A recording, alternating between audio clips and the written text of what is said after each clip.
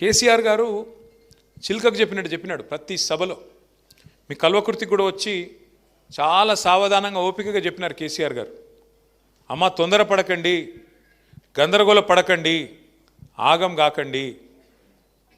అదంటారు చూడండి, ఈయనగాచి నక్కలపాలు చేసినట్టు చేయకండి.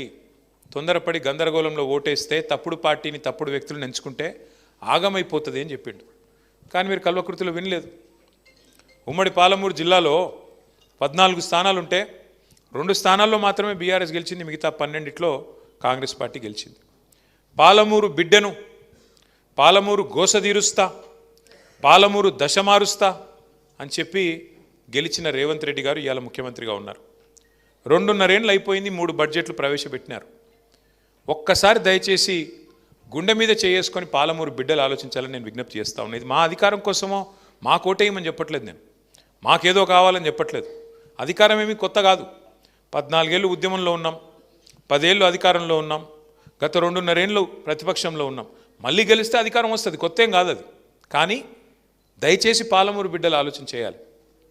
2.5 ఏళ్ళ కాంగ్రెస్ ప్రభుత్వం, రేవంత్ రెడ్డి గారి ప్రభుత్వం పాలమూరుకి ఏమన్నా మంచి చేసిందా చెడు చేసిందా మీరు ఆలోచన చేయండి. 10 ఏళ్ళ కేసీఆర్ గారి ప్రభుత్వం పాలమూరుకు మంచి చేసిందా చెడు చేసిందా అది కూడా బేరీజ్ వేసుకోండి. ఇవాళ ముఖ్యమంత్రి మీ జిల్లా బిడ్డ, కానీ మీ జిల్లాకి ఏమైనా లాభం జరిగిందా? మీ కల్వకుర్తికి ఏమైనా జరిగిందా? మీ మాడుగులకు ఏమైనా జరిగిందా? మీ అప్పారెడ్డిపల్లికి ఏమైనా జరిగిందా? ఆలోచన చేసుకోండి. ఎందుకంటే కేసీఆర్ గారు ఆయన ఒక ప్రాంతానికి సంబంధించిన నాయకుడు కాదు, ఒక జిల్లాకు సంబంధించిన నాయకుడు కాదు, ఒక నియోజకవర్గానికి సంబంధించిన నాయకుడు కాదు.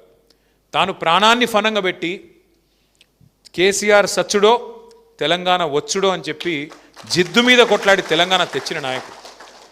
అన్ని రాష్ట్రాలకు ముఖ్యమంత్రులు ఉంటారు, కానీ మన రాష్ట్రానికి రాష్ట్రాన్ని తెచ్చిన నాయకుడే ముఖ్యమంత్రి అయిండు మొదటిసారి, రెండోసారి.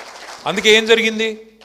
కేసీఆర్ గారు ఒక కల్వకుర్తికి ఇది చేయాలా లేకపోతే ఒక గజ్వేల్కి అది చేయాలని చూడలేదు. రాష్ట్రంలో ఉండే 45,000 చెరువులు మిషన్ కాకతీయ కింద తీసుకొని 45,000 చెరువుల్ని మరి బాగు చేయాలనే సంకల్పంతో బ్రహ్మాండంగా వరుసగా 4-5 ఏళ్ల పాటు మిషన్ కాకతీయ అనే ప్రోగ్రాం దాదాపు 24,000 కోట్ల రూపాయలతోని మంచిగా నడిపించే ప్రయత్నం చేసినాడు. ఎందుకంటే చెరువు బాగుంటే ఊరు బాగుంటుంది, చెరువు బాగుంటే రైతు బాగుంటాడు, రైతు చుట్టూ అలుముకున్న వ్యవస్థ బాగుంటుంది, గ్రామీణ ఆర్థిక వ్యవస్థ బాగుంటే గ్రామం బాగుంటుంది, కుల వృత్తులు బాగుంటే అన్నీ బాగుంటాయి. ఆ ప్రయత్నం చేసిండు.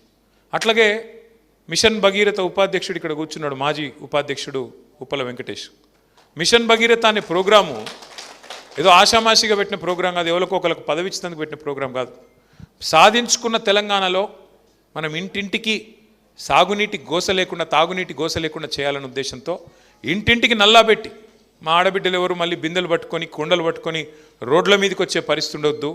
వాళ్ళు లంబాడి తాండాల్లో ఉండొచ్చు, కోయగూడెంలో ఉండొచ్చు, లేదా చిన్న పల్లెలో ఉండొచ్చు, లేదా గ్రామంలో ఏ మూలకన్నా ఉండొచ్చు, ఎవరికి అవస్థ కావద్దు అని చెప్పి ఇంటింటికి నల్లా పెట్టి నీళ్ళు అడుగుతా. నేను నీళ్ళు ఇవ్వకపోతే, ఆ పథకం పూర్తి చేయకపోతే నాకు ఓటు వేయకండి, ఓటు కూడా అడగనని చెప్పే దమ్మున నాయకుడు భారతదేశంలో ఒక కేసీఆర్ తప్ప ఎవరైనా ఉన్నారా? ఆలోచించండి. ఎన్నికల్లో కేసీఆర్ గారు అడ్డమైన హామీలు ఇవ్వలేదు. కాంగ్రెస్ వాళ్ళు కదా రాసి ఇచ్చినట్టు బాండ్ పేపర్లు రాసి ఇవ్వలేదు. 420 హామీలు ఇవ్వలేదు.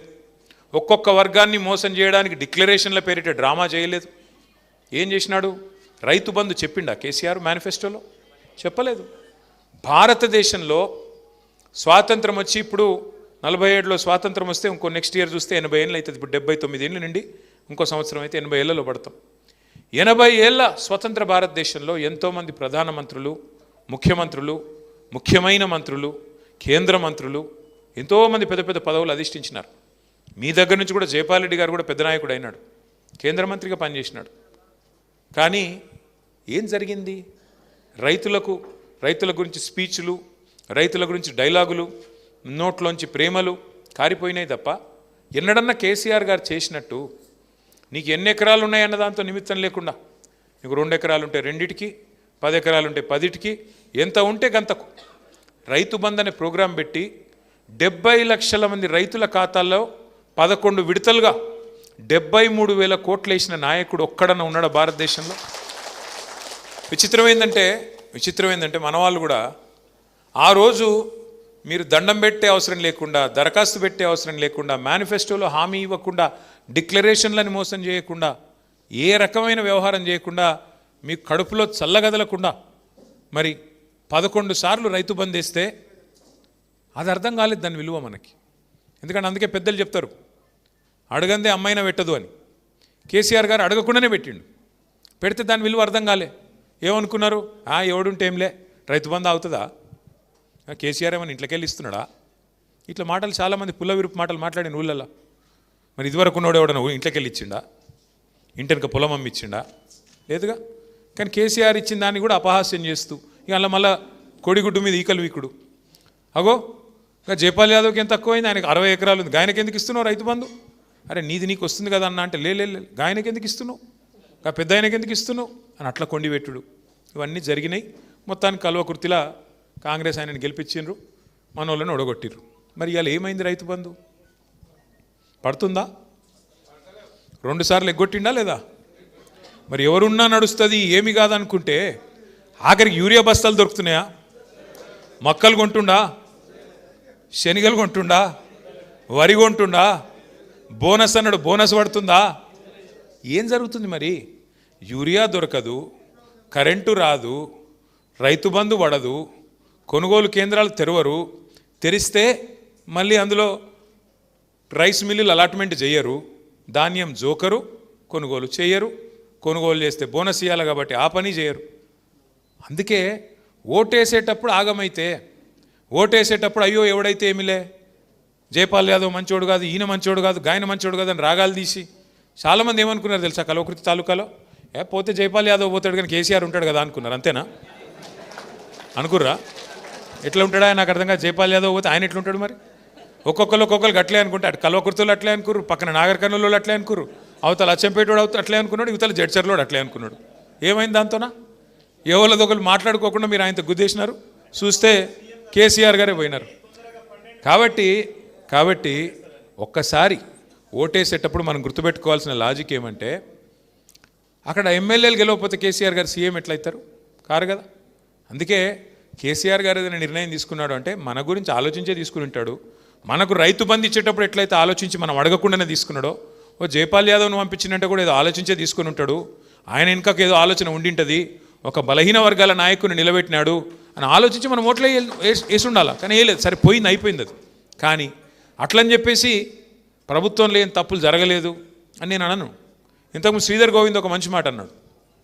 ఏమన్నాడు, అన్న మీరు పైన పిలుపునిస్తున్నారు కానీ అన్ని కిందికి రావడం లేదు, ఏదో మొక్కుబడిగా జరుగుతున్నాయి కొన్ని కార్యక్రమాలు అని. రెండో మాట ఏమన్నాడు, ఎవరైనా స్థానిక సమస్యల విషయంలో చొరవగా ముందుకు పోదాం, నేను అప్పారెడ్డిపల్లిలో మా చెరువు కబ్జా అవుతుందని నేను కొట్లాడినట్టు స్థానికంగా కొట్లాడతలేరు, క్రియాశీలంగా లేరు అని. కానీ శ్రీధర్ ఏమవుతుందంటే, ఏ మనిషి కూడా 24 గంటలు యాక్టివ్ ఉండలేడు తమ్ముడు, ఏ మనిషి కూడా, ఏ కార్యకర్త కూడా. ఎందుకంటే ఆయన ఇప్పుడు మా తమ్ముడు రాములు ఉన్నాడు ఫర్ ఎగ్జాంపుల్, పిల్లల్ని పోషించాలి, మరి వాళ్ళ బువ్వ చూసుకోవాలి, చదువులు చూసుకోవాలి, సంసారం చూసుకోవాలి, మీదికెళ్ళి ఈ పని కూడా చేయాలి, అంతేనా.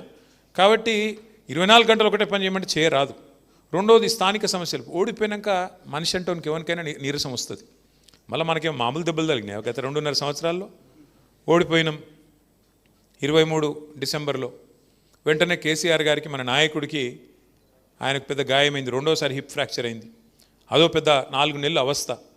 ఆ తర్వాత మధ్యలో మీకు తెలుసు 10 మంది ఎమ్మెల్యేలు వెళ్ళిపోయినారు, 10 మంది ఎమ్మెల్యేలను తీసుకొని పోయినారు కాంగ్రెస్ వాళ్ళు, రేవంత్ రెడ్డి గారు. ఇంకోవైపు పార్లమెంట్లో ఆర్ఎస్ ప్రవీణ్ లాంటి నాయకుడిని పెట్టినా నాగర్ కర్నూల్లో మనం గెలవలేకపోయినాం. అంటే ఒక విచిత్రమైన పరిస్థితి. ఇవన్నీ చూసినాక దెబ్బ మీద దెబ్బ తగిలినప్పుడు నిరుత్సాహం మనిషికి వస్తుంది. అది కేసీఆర్కైనా వస్తుంది, కింది స్థాయిలో గ్రామ స్థాయిలో ఉండే మా రాములన్నకైనా వస్తుంది. రాకుండా ఎట్లుంటుంది మరి. స్థానిక సమస్యల మీద కొట్లాడాలంటే ఏమనిపిస్తుంది శ్రీధర్ అంటే, అరే నువ్వు కత్తెమో వానికిచ్చినావు, యుద్ధం నన్ను చేయమంటున్నావు, ఇది ఎక్కడి కథ అనిపిస్తుందా అనిపించదా. మరి గెలిపించిన కాశిరెడ్డి నారాయణ రెడ్డి ఏం చేస్తుండు, రెండవ స్థానంలో వచ్చిన ఆచార్య ఏం చేస్తాడు, ఇటు కేంద్ర ప్రభుత్వం అటు రాష్ట్ర ప్రభుత్వం ఉంది కదా, మరి మీరు కూడా మమ్మల్ని వద్దనుకుంటారు కదా, కొన్ని రోజులు కానీ సుతాంతి అని మనకు కూడా అనిపించాలి కదా తమ్మి. సుతాంతి మరి కొత్తగా అధికారం వచ్చింది కదా వాళ్ళకు, మనం ఎందుకు ఆతృత పడ్డట్టు, కంగారు పడ్డట్టు, మనమేదో వాళ్ళకు అధికారం వస్తే మనం జీర్ణించుకోలేకపోతున్నట్టు, ఆగమాగమైపోతున్నట్టు మనం ఎందుకు ఉండాలి, తెలిసి రానీతి ప్రజలకు కూడా మాకు కూడా అనిపించింది. తప్పేముంది అందులో. నిజంగా కూడా రైతు బంధు మంచిగా పడుతుంటే అర్థం కాలే. రైతు బంధు మంచిగా పడుతుంటే ఏమనుకున్నారు, ఎవడుంటే ఏమిటి అనుకున్నారు. భూముల ధరలు కల్వకుర్తిలో ఇదివరకు ఎట్లున్నాయి, ఇప్పుడు ఎట్లున్నాయి, చల్లబడ్డదా కొద్దిగా. ఎవడుంటే ఏంలే అనుకున్నారా? గివే మరి నేను చెప్పేది. ఉత్తగానే పెరిగాయి. ఇప్పుడు భూముల ధరలు అంటే నేనేదో రియల్ ఎస్టేట్ దంద గురించి చెప్తలేను. భూమి ఇప్పుడు శ్రీధర్ ఉన్నాడు ఫర్ ఎగ్జాంపుల్. శ్రీధర్కి ఒక 5 ఎకరాల పొలం ఉందనుకో. ఒక ఎగ్జాంపుల్ నేను చెప్తున్నా, శ్రీధర్ ఏమనుకో. ఎటుంటుందంటే 5 ఎకరాల పొలం ఉంటే కేసీఆర్ రాకముందు 2014లో 5 ఎకరాలకు మొత్తం కలిపి ఎకరానికి 20 లక్షలు ఉండేది, మొత్తం ₹1 కోటి. కానీ కేసీఆర్ వచ్చినాక ఆ ₹1 కోటి విలువ 5 కోట్లు అయింది. అయిందా? అంటే ఏమవుతుంది? సంపద పెరిగినాక మనిషిలో ధీమా పెరుగుతుంది. ఏమనిపిస్తుంది? ఆ కోవిడ్ వచ్చింది, కరోనాను గిరోనా వచ్చింది, ఆ ముఖం మొత్తం దేశ ప్రపంచం అంతా గత్తర వచ్చినట్టు వచ్చి అందరూ మూతికి బట్టలు కట్టుకొని తిరిగే పరిస్థితి, ఎవడు ఇంట్లోకి వెళ్ళి బయటికి వెళ్ళిన పరిస్థితి వచ్చింది. అప్పుడు ఏమనిపిస్తుంది మనిషికి? ఎక్కడో దగ్గర ఆలోచన వస్తుంది కదా, అయ్యో నేను పోతే ఎట్లారా, డామ్మ నేను చచ్చిపోయినా అనుకో, నా పిల్లల పరిస్థితి ఏంది, మా తల్లిదండ్రుల పరిస్థితి ఏంది, వాళ్ళని ఎవడు చూసుకుంటాడు, ఏమవుతుంది? ఇది ఉంటుందా లేదా ప్రతి మనిషికి ఆలోచన? నాకేమన్నా అయితే ఎట్లా? ఎవడన్నా మన దగ్గరోడు ఎవడన్నా పోయిండు అనుకో చిన్న వయసులో, మనకు కూడా కొడుతుంది ఎక్కడో గుండెలో, అయ్యో మరి మనకేమన్నా అయితే మన పిల్లల పరిస్థితి ఏంది, మన పిల్లల పరిస్థితి ఏంది, మన తల్లిదండ్రుల పరిస్థితి ఏంది, మా మిగతా వాళ్ళ పరిస్థితి ఏంది, డిపెండెన్స్ ఉంటుంది. 5 కోట్ల విలువ ఉంటేనేమో ఒక ధీమా ఉంటుంది, అరే నాకేమన్నా అయినా నా 2 ఎకరాలు అమ్ముకొని మా వాళ్ళు ఏదో తిరిగి బతుకుతారు తీ అనిపిస్తుంది. అదే మళ్ళీ డామన్ పడ్డదనుకో, మళ్ళీ 5 కోట్లు వచ్చి మళ్ళీ ₹1 కోటి పడ్డదనుకో, ఏమనిపిస్తుంది? నీ ఆస్తి, నీ విలువ, నీ సంపద నీ కన్న ముంగట హారతి కర్పూరం లెక్క కరిగిపోతుంటే బాధ అనిపిస్తుందా అనిపించదా? హైదరాబాద్లో చాలామంది చిరుద్యోగులు ఉంటారు, చిన్న చిన్న ఉద్యోగాలు చేసుకుంటారు, ప్లాట్లు కొనుక్కుంటారు, భవిష్యత్తులో వనుకొస్తుంది నా పిల్లలకి అని చెప్పి అక్కడ మీ అమన్గల్ కాడ, మీ కల్వకుర్తి కాడ, మీ మాడుగుల కాడ ఈడికెళ్ళి వచ్చి అడుగుంటారు. 200 గజాలు 300 గజాలు ప్లాట్లు, దానికి పెద్ద మార్కెటింగ్ ఉంటుంది, నడుస్తూ ఉంటుంది. మీ ఈడ గుసునలలో కూడా చాలామంది ఉంటారన్న నాకు ఎరికే. మీ కల్వకుర్తిలో నడిచేదే గద్దందా మాకు తెలుసు. ఎందుకు చెప్తున్నా అంటే అట్లా బతికేటోళ్ళు, మార్కెటింగ్ చేసుకుంటోళ్ళు ఉంటారు, కొనుక్కుంటోళ్ళు ఉంటారు. ఇలా వాళ్ళ ఆస్తి విలువ ఏందండి? కష్టపడి 10 లక్షలు పెట్టి 200 గజాలు ప్లాట్ కొంటే నీ కళ్ళ ముంగటనే తగ్గిపోయి 7 లక్షలు 6 లక్షలు. ఎలక్షన్లకు ముందు కేసీఆర్ ఉన్నప్పుడేమో ఎకరానికి నువ్వు ₹1 కోటి అడిగితే ఇయ్యపోతివి. ఇలా అడిగేటోళ్ళు లేకపోయా. ఎట్లా అనిపిస్తుంది? బిడ్డ పెళ్లి చేయాలన్నా, వ్యాపారం చేయాలన్నా, ఒక కొత్త పెట్టుబడి పెట్టాలన్నా, ఏమిటికి ఏం లేకపోతే, పైసలు మార్కెట్లో లేకపోతే నీ ఆస్తి విలువ హారతి కర్పూరం లెక్క కరిగిపోతుంటే ప్రభుత్వం అంటే కోపం వస్తుందా రాదా? ఈ అమ్మాయి దరిద్రుడు వచ్చినాక ఏమి రాబోయే ఇట్లయిపోయింది అనే ఫీలింగ్ వస్తుందా రాదా? ఇలా అది జరుగుతున్నది, తెలంగాణ వ్యాప్తంగా చర్చ జరుగుతుంది.